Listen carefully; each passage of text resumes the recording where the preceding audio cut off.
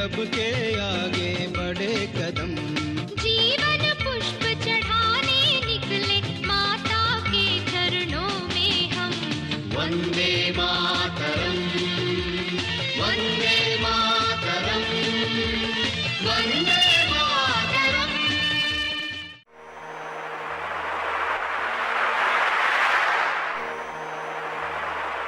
जय हिंद, वंदे मातरम, भारत माता की जय। राष्ट्र गौरव के अलग अलग अंकों में हम बात करते हैं अलग अलग विषयों की। आज हम विषय लेते हैं छोटे छोटे बच्चों को संस्कारवान कैसे बनाएं। कोई भी देश खड़ा तब होता है जब उसकी नई पीढ़ी खड़ी होती है। हम भारत की बात करें तो भारत में लगभग 60 करोड़ लोग ऐसे हैं जो युवा हैं। पूरी दुनिया का सबसे जवान देश भारत है। सबसे अधिक आबादी के देश की बात करते हैं तो चीन का नाम आता है, लेकिन चीन का देश सबसे जवान देश नहीं है। सबसे जवान देश केवल और केवल भारत देश है। लेकिन भारत की आज हम यौवन की बात करें, जवानी की बात करें तो आपने अभी सुशांत सिंह राजपूत का जो केस हुआ, उसके बाद जो ड्रग का रैकेट पकड़ा गया, उस ड्रग के रैकेट में वो सारे नाम आए जिनको हम रोल मॉडल मानते थे, जिनको ये मानते थे कि ये तो रानी पद्मिनी की तरह रोल करती हैं, ये तो हमारे हीरो हैं, ये तो हमारे नायक हैं। वो कैसे झूठे नायक थे, किस प्रकार के वो लोग थे, उसके बारे में सारी चीजें अब खुल चुकी हैं। हमारा रोल मॉडल कौन हो, हमें किसको अपना आइकन मानना है, किसको अपना आइकन बनाना है, भारत कैसा भारत बने, भारत कैसे नशा मुक्त बने।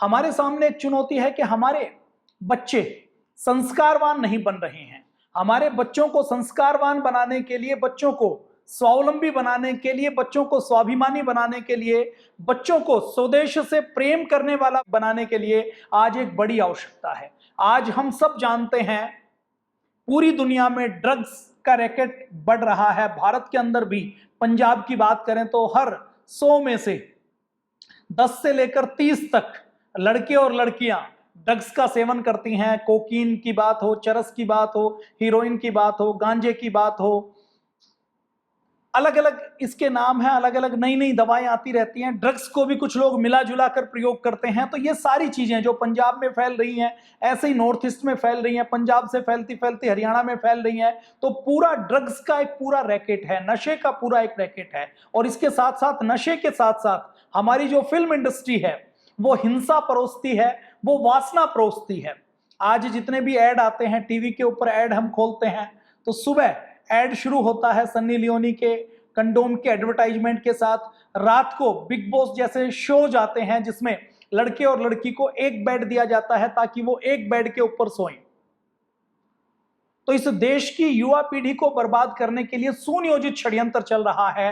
वो शराब के रूप में है, बियर के रूप में है, अल्कोहल के रूप में है, नशीली दवाइयों के रूप में है, ड्रग्स के रूप में है, मोबाइल के ऊपर, इंटरनेट के ऊपर हिंसात्मक कार्यक्रमों के रूप में है, अश्लीलता के रूप में है, विज्ञापनों के रूप में है, टीवी सीरियल्स के रूप में है, फिल्मों के रूप में है।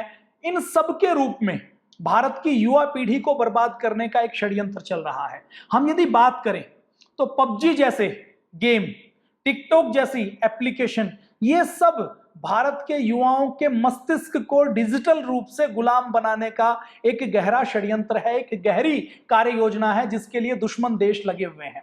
पाकिस्तान की मैं बात करूं तो पाकिस्तान 1948 के युद्ध में हमसे जीत नहीं पाया, 1965 के युद्ध में हमसे जीत नहीं पाया, 1971 के युद्ध में हमसे जीत नहीं पाया, 1999 के युद्ध में हमसे जीत नहीं पाया।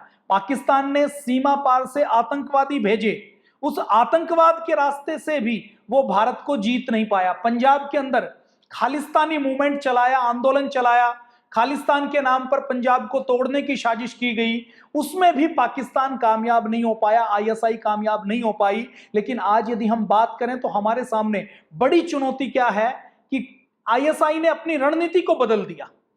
भारत के युवाओं को डिजिटल रूप से गुलाम बनाना है तो फर्जी ट्विटर हैंडल के थ्रू, फर्जी अकाउंट्स के थ्रू भारत की फिल्म इंडस्ट्री को अपने कब्जे में लेकर आज भारत की फिल्म इंडस्ट्री, भारत के इंडस्ट्री के लोग नहीं चलाते। हमें जानकर बहुत आश्चर्य होता है कि भारत की सारी फिल्म इंडस्ट्री का एजेंडा 10% यदि हम कुछ अच्छे लोगों की बात छोड़ दें जो अपनी मर्जी से कुछ अच्छा काम करना चाहते हैं, 80 से 90% लोगों का एजेंडा फिल्म क्या होगी, फिल्म के डायलॉग्स क्या होंगे, स्क्रिप्ट कैसी लिखी जाएगी, किन चीजों को प्रमोट किया जाएगा, किन चीजों के प्रमोशन को आगे बढ़ाया जाएगा, फिल्म को फाइनेंस कौन करेगा, कौन सा हीरो चलेगा, कौन सी हीरोइन को रोल दिया जाएगा, कास्टिंग की जाएगी, ये सब तय करने का काम दुबई के फाइनेंसर करते हैं।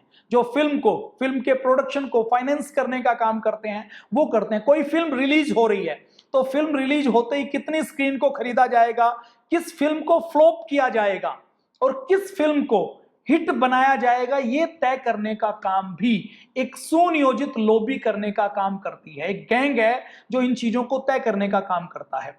एक गैंग है जो तय करता है कि किस हीरो को पूरे देश के लोगों को देखना है, कौन सी फिल्म को हिट करता है। तो ये सारा गहरा षड्यंत्र दुबई के फाइनेंसर, और दुबई के फाइनेंसर के पीछे कौन सा है? दाऊद इब्राहिम है। और दाऊद इब्राहिम के पीछे कौन है? पाकिस्तान की आईएसआई है। पाकिस्तान की आईएसआई के पीछे कौन है?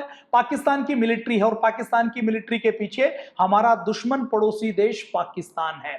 उसके साथ जब चाइना मिल जाता है तो टिकटॉक जैसी एप्लीकेशन आती हैं। चाइना मिल जाता है तो और ऐसी लगभग 200 एप्लीकेशन जो पिछले दिनों भारत सरकार ने बैन की है वो आती हैं। चाइना मिल जाता है तो चाइना पबजी जैसे गेम बनाता है। तो ये सारा गहरा षड्यंत्र भारत की युवा पीढ़ी को बदनाम करने के लिए, बर्बाद करने के लिए चल रहा है। इस सारे षड्यंत्र को सबसे पहले तो हमें पहचानने की आवश्यकता है और फिर उसका उत्तर देने की आवश्यकता है। मैं यदि बात करूं, आज पूरी दुनिया के 200 देशों ने योग को अपना लिया है। पूरी दुनिया के 200 देश आज आयुर्वेद को अपना रहे हैं।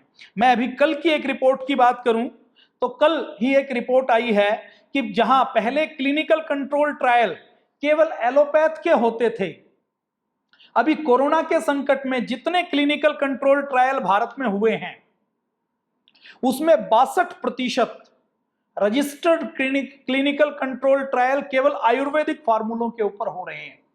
आयुष के ज्वाइंट सेक्रेटरी रंजीत कुमार कहते हैं कि ये पूरे भारत में क्रांतिकारी कदम लगता है। वो कहते हैं कि कोरोना के खिलाफ एलोपैथी दवाओं में इसका कोई विकल्प नहीं था और एलोपैथी में कोई इम्यूनिटी का कोई सिस्टम नहीं है।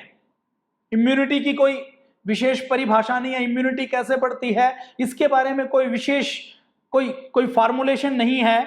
तो इम्यूनिटी बूस्टर का रुझान आयुर्वेद फार्मूलों से शुरू हुआ। लोगों ने आयुर्वेद के फार्मूला का प्रयोग किया और अब डॉक्टरों ने भी यह सोचा है कि इम्यूनिटी बूस्टर के रूप में, रोग प्रतिरोधक क्षमता को बढ़ाने के रूप में हम कौन से आयुर्वेद का प्रयोग करें, इसके बारे में रिसर्च चल रही है। और हम सब के लिए बड़ी प्रसन्नता की बात है कि अब जो अगर 100 रजिस्टर्ड क्लिनिकल कंट्रोल ट्रायल हो रहे हैं तो उसमें 62 यानी 62% ट्रायल आयुर्वेद के ऊपर हो रहे हैं। एक क्लिनिकल कंट्रोल ट्रायल क्या किया गया? एक क्लिनिकल कंट्रोल ट्रायल ये किया गया कि कोरोना के मरीजों को 2 ग्रुप बनाए गए। एक ग्रुप को आयुर्वेदिक दवाएं दी गई, दूसरे ग्रुप को एलोपैथी की चिकित्सा पद्धति से उनका ट्रीटमेंट किया गया। जो पहले ग्रुप को एलोपैथी की चिकित्सा पद्धति से उनका ट्रीटमेंट किया गया तो 14 दिन तक मरीजों को रिकवर होने में एवरेज समय लगा और 14 दिन के बाद भी उनकी परेशानियां कम नहीं हुई। परेशानियों को और दूर होने के लिए एवरेज 14 दिन का समय लगा जिन्होंने एलोपैथ का ट्रीटमेंट लिया। एक में क्लिनिकल कंट्रोल की स्टडी की मैं बात कर रहा हूं। दूसरा ग्रुप जिसको आयुर्वेद की दवाई दी थी कोरोना से बचने के लिए, तो उनकी रिकवरी का जो एवरेज टाइम है, जहां एलोपैथी में 14 दिन था, आयुर्वेद में केवल 6 दिन का था। और आयुर्वेद से जिनको रिकवरी दी गई, आयुर्वेद से जिनका ट्रीटमेंट दिया गया, वो जल्दी ठीक हो गए। ठीक होने के बाद उनको जो बाद में परेशानियां आती हैं वो परेशानियां भी एलोपैथी वाले ग्रुप से कम महसूस हुई। तो आयुष मंत्रालय के सारे मिनिस्ट्री ये कहते हैं कि आगे आने वाले समय में all India institute of Ayurveda से लेकर ये सारे लोग अब आयुर्वेद के ऊपर और गहरे ट्रायल करने के लिए तैयार हैं, गहरे ट्रायल करना चाहते हैं। दूसरी बात, जहां पूरी दुनिया योग को स्वीकार कर रही है, आयुर्वेद को स्वीकार कर रही है, पूरी दुनिया योग और आयुर्वेद के रास्ते पर चल रही है, तो हम अपने भारत की नई पीढ़ी को कैसे बचाएं? मैंने आपसे चर्चा की है पिछले कुछ एपिसोड में, कुछ अंकों में, कि पतंजलि योगपीठ जहां योग को घर घर तक पहुंचाने के लिए, योग को पूरी दुनिया के 200 देशों में पहुंचाने के लिए लगा हुआ है, वैसे ही आयुर्वेद के इस ज्ञान को, आयुर्वेद के इस विज्ञान को जन जन तक पहुंचाने के लिए पतंजलि योगपीठ निरंतर काम कर रहा है। और इसी क्रम में जड़ी बूटियों के ज्ञान को घर घर तक पहुंचाने के लिए हमारे ऋषि मुनियों के, हमारे पूर्वजों के ज्ञान विज्ञान को जो 1600 साल पुरानी, 1400 साल पुरानी पांडुलिपियां हैं, 1400 साल पुरानी, 1600 साल पुरानी जो पुस्तकें हैं, उन पुस्तकों के ऊपर जो पांडुलिपियां कहीं किसी अभिलेखागार में थी, वो पांडुलिपियां कहीं किसी एक स्थान के ऊपर थी, कहीं किसी नेपाल में थी, किसी फ्रांस की किसी लाइब्रेरी में थी, कहीं जर्मनी में उसकी कोई एक प्रति पड़ी थी। ऐसे 39 लाख पन्नों को पतंजलि योगपीठ ने पूरी दुनिया से इकट्ठा करके उनको डिजिटलाइज करके उनको सुरक्षित करने का काम भी पतंजलि योगपीठ ने किया है।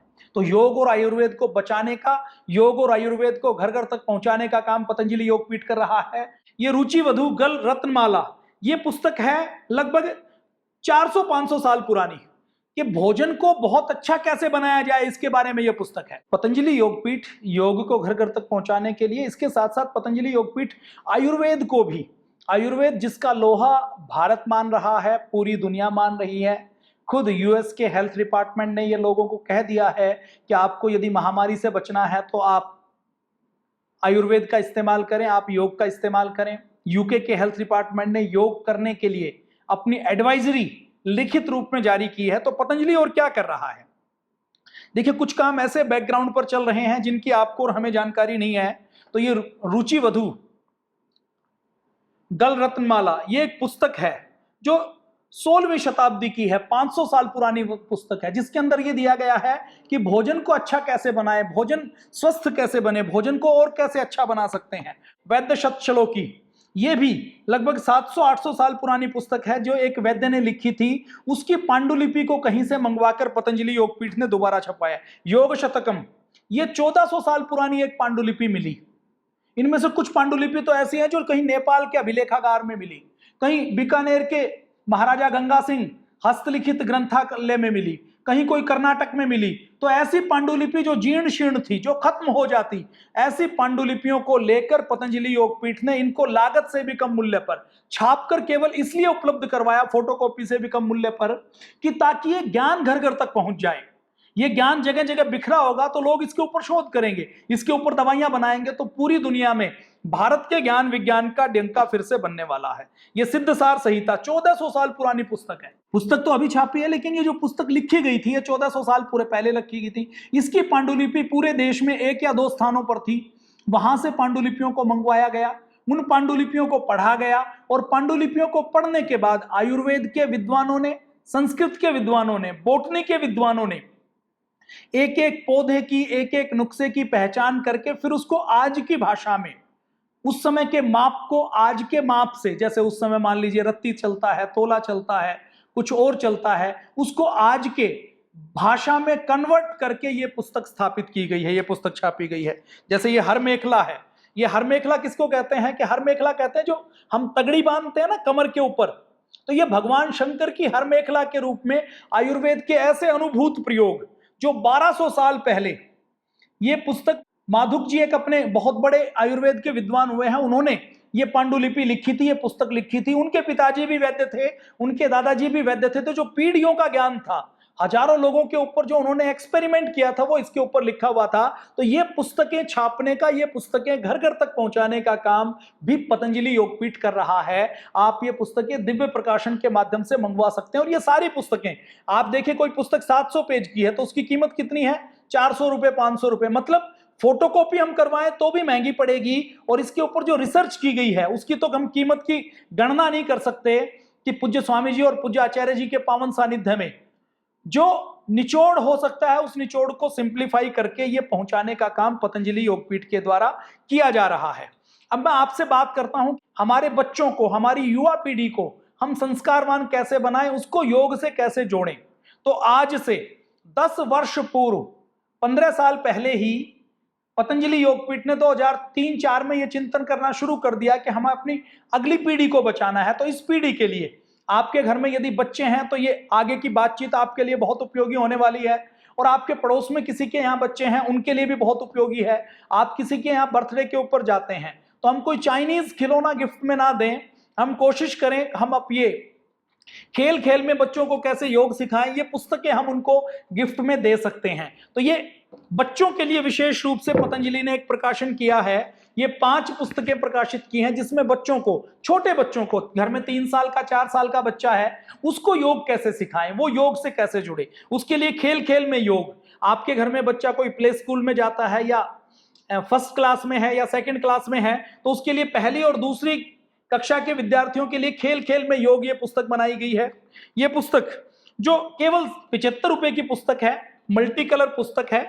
हमारे घर में 4 साल का 5 साल का बच्चा है तो उसको कैसे सिखाएं कि वो सांस कैसे ले, तो ये वृक्ष के साथ दिखाते हुए, पर्वत के साथ दिखाते हुए, ये सारे आसन इस प्रकार से इस पहली और दूसरी कक्षा के लिए विशेष रूप से ये पुस्तक बनाई गई है। तो इस पुस्तक का आप प्रयोग कर सकते हैं। आपके घर में यदि बच्चे हैं तो पहली और दूसरी के लिए पुस्तक बनाई गई है। इसी प्रकार से दूसरी, जो तीसरी कक्षा के विद्यार्थी हैं, उनके लिए एक अलग से पुस्तक बनाई गई है।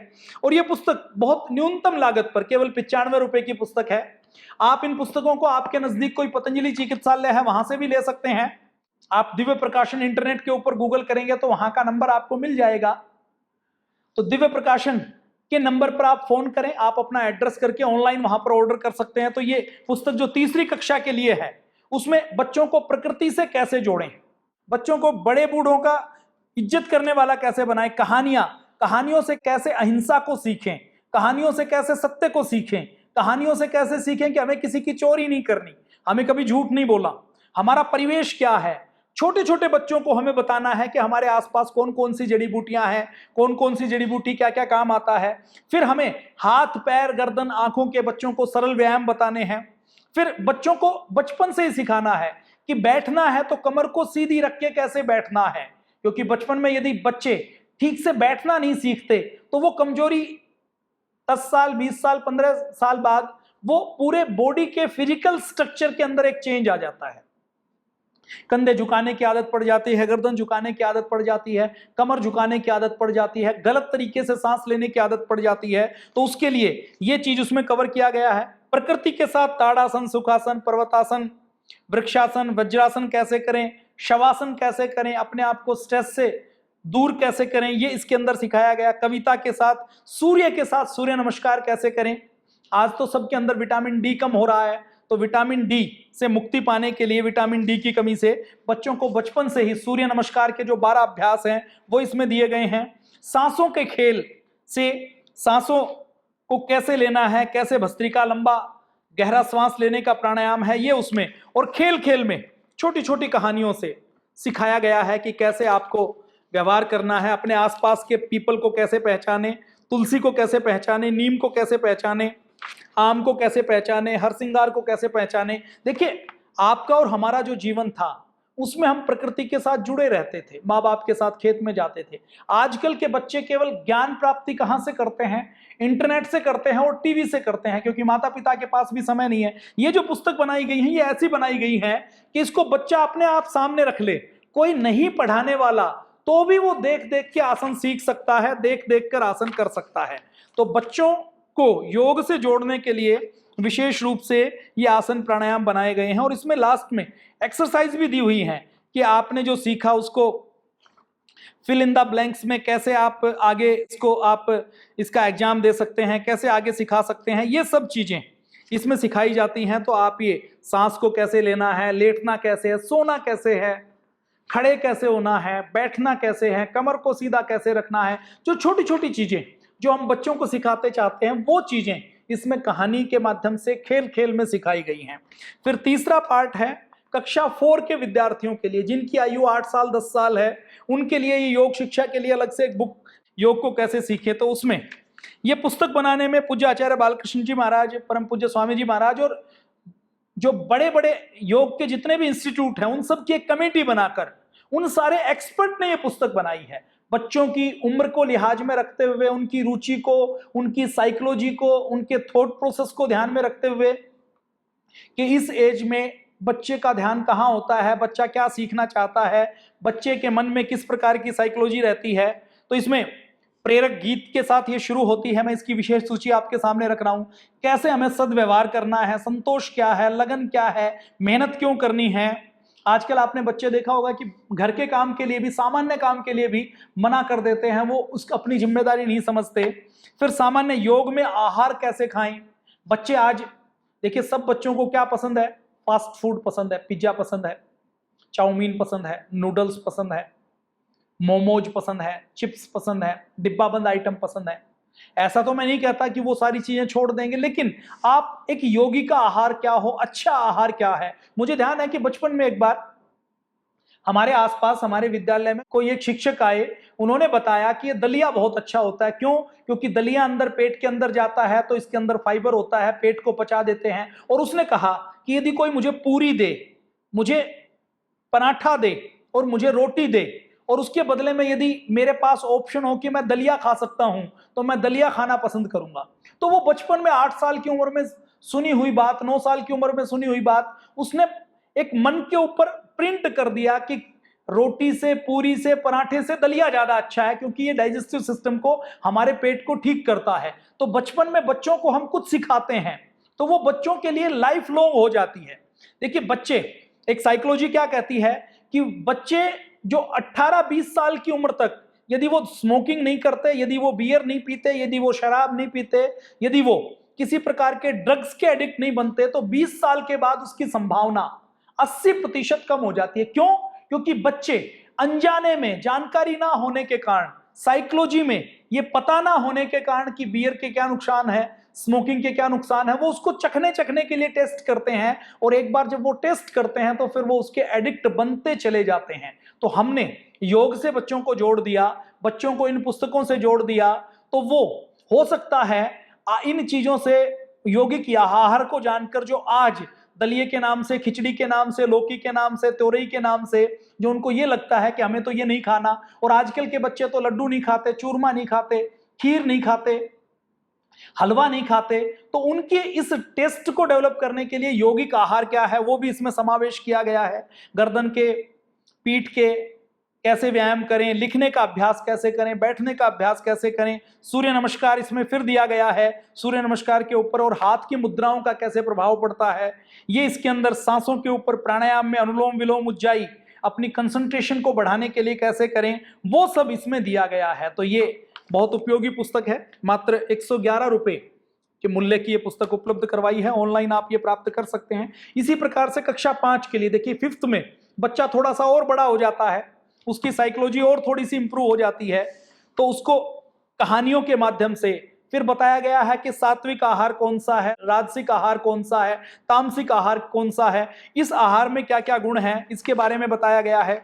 उसके बाद इसी पुस्तक में आहार के क्या क्या गुण हैं, सात्विक आहार में अनाज, दालें, सब्जियां, सूखे मेवे कैसे हैं, तामसिक आहार में बासी दुर्गंध युक्त पदार्थ, मांस, अन्न को सड़ाकर खाद्य पदार्थ, कार्बोनेटेड जो शीतल पेय पदार्थ, cold drink, alcohol, soft drink, beer, ये हमारे शरीर में कैसे कैसे नुकसान करते हैं, ये इसमें बताए गए हैं। भोजन के जो सामान्य नियम है कि खाना खाने से पहले हाथ में मुंह धोने हैं, टीवी देखते हुए खाना नहीं खाना, खाना खाते हुए बातचीत नहीं करनी है, खाना चबा चबा कर खाना है, खाना के बीच में पानी नहीं पीना। यदि आपने अपने बच्चे को कोई एक गुण भी बचपन में दे दिया तो हो सकता है सारी उम्र वो कई बीमारियों से आपके बच्चे को बचाने का काम करे।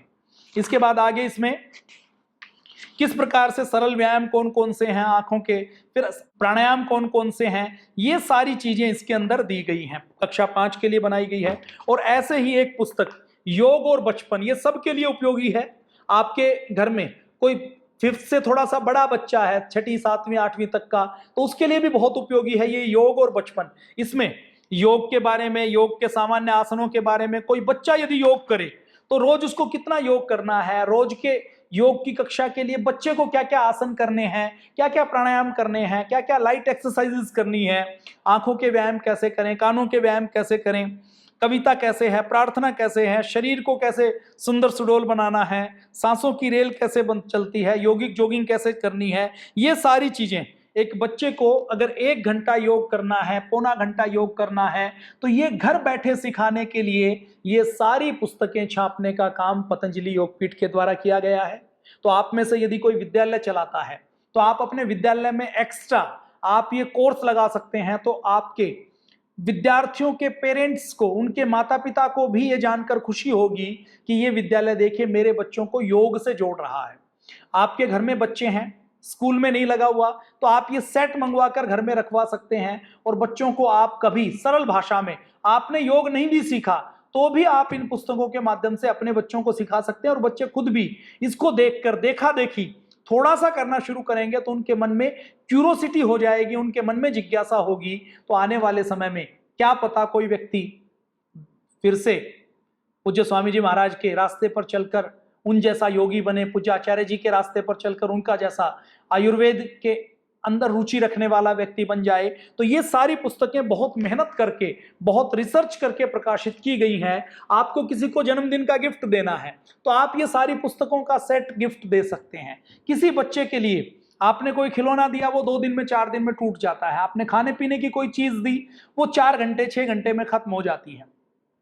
लेकिन आपने यदि ये योग की पुस्तकें दी तो इससे हो सकता है उस सामने वाले बच्चे का जीवन बदल जाए। तो आपके घर में बच्चे हैं तो भी ये बहुत उपयोगी है, आपके पड़ोसी के घर में बच्चे हैं तो भी उपयोगी है, आप कोई विद्यालय से जुड़े हुए हैं तो आप ये पुस्तकें अपने विद्यार्थियों के लिए, आप अपने बच्चों के पेरेंट्स की एक मीटिंग करें कि हम ये योग का सिलेबस में लगाना चाहते हैं, आप यदि एग्री हो तो हम इसको लागू कर सकते हैं। तो आपके स्कूल से ही आपका पीटीआई या कोई भी आपका एक समझदार टीचर ये योग सिखाने का काम कर सकता है। और आपको अपने स्कूल में यदि कोई योग शिक्षक, योग टीचर आपने बनाना है तो आप अपने योग टीचर को बनाने के लिए नजदीकी पतंजलि योग समिति से संपर्क कर सकते हैं। आपको अपने विद्यालय में कोई 5 दिन का 7 दिन का योग शिविर लगाना है तो उसके लिए भी देश के 600 से अधिक जिलों में पतंजलि योग समितियां सेवा कर रही हैं। उन पतंजलि योग समितियों से संपर्क करके आप उनका योग शिविर आप अपने विद्यार्थियों के लिए, अपने बच्चों के लिए आयोजित करवा सकते हैं। हमारे समिति के पदाधिकारी निःशुल्क, हमारे योग शिक्षक, वो आपके विद्यालय में आकर शिविर लगाने का काम करते हैं। तो ये आज हमने चर्चा की है कि खेल खेल में योग कैसे सीखें, हम अपने भारत की नई पीढ़ी को कैसे स्वस्थ बनाएं, कैसे निरोगी बनाएं, उसको ड्रग्स फ्री कैसे बनाएं, कैसे उनको मजबूत बनाएं, कैसे हम दोबारा से चंद्रशेखर आजाद पैदा करें, भगत सिंह पैदा करें, राजगुरु सुखदेव को पैदा करें, प्रफुल्ल चाकी को, खुदीराम बोस को पैदा करें, अपने यहाँ नेताजी सुभाष चंद्र बोस जैसा मस्तिष्क पैदा हो, अपने यहाँ एपीजे अब्दुल कलाम बने जो हमारे देश को पूरे देश और दुनिया में आगे ले जाने का काम करें। तो आज हमने पतंजलि योगपीठ के दिव्य प्रकाशन की 3-4 पुस्तकों का परिचय आपसे करवाया, क्योंकि बहुत से लोगों से ये चर्चा चलती थी कि कैसे, किस प्रकार से हम अपने बच्चों को स्वावलंबी बनाएं, अपने बच्चों को हम कैसे योग से जोड़ें। तो आज के लिए इतना ही। देखते रहिए राष्ट्र गौरव वैदिक चैनल के ऊपर। वैदिक चैनल को देखने के लिए आप टाटा एयरटेल के ऊपर इसको देख सकते हैं और इसके साथ साथ ऑनलाइन आप आस्था ऐप डाउनलोड कर सकते हैं। आस्था ऐप के ऊपर आप वैदिक चैनल के योग, दर्शन, गीता, वेद, उपनिषद, अलग अलग शास्त्र, रामायण, महाभारत के ऊपर आप बहुत अच्छे अच्छे कार्यक्रम आप सुन सकते हैं। तो आस्था की ऐप आप डाउनलोड कर लीजिए। आज के लिए इतना ही। जय हिंद, वंदे मातरम, भारत माता की जय।